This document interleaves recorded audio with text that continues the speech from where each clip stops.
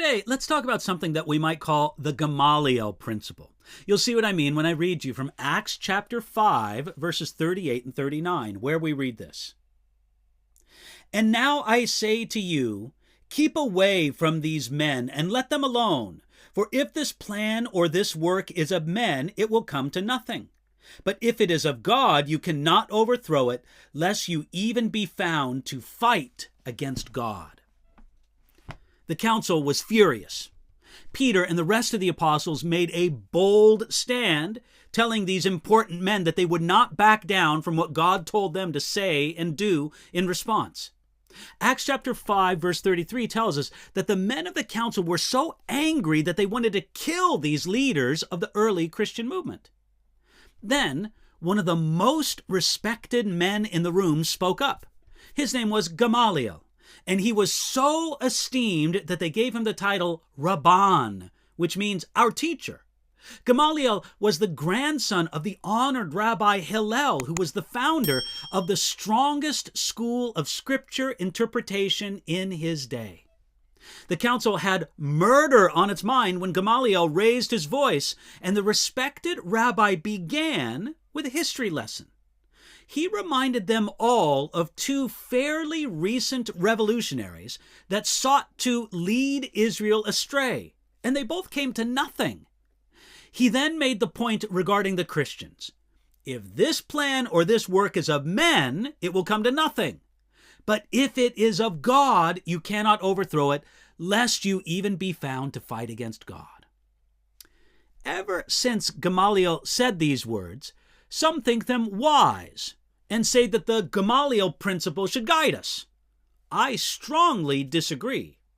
Now, certainly, there are times when wait and see if this is of God or not is good advice, but not when it comes to deciding if a religion or a spiritual movement is true. You see, Gamaliel spoke for himself and not for God. There are many religions or spiritual movements that may be considered successful in the sight of man, but they are against God's truth. Success is not the ultimate measure of truth. There are religions that have existed hundreds of years and have millions of followers, and yet they are false. Gamaliel was really a fence sitter. He spoke as if they should wait and see if Jesus and the apostles were really from God. Now, that might sound wise and maybe even spiritual, but it was a rejection of the evidence that was right before him. But what greater testimony did Gamaliel need beyond Jesus' resurrection and the apostles' miracles?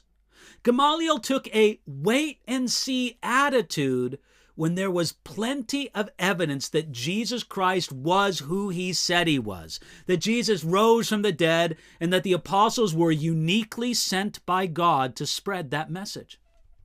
Gamaliel proposed the test of time. And it's true, that is one important test. But a more important test than the test of time is the test of eternity. Don't take a wait-and-see approach when God has already given you the evidence of who Jesus is and what he did for you. Hey, decide that you're for Jesus and his truth today.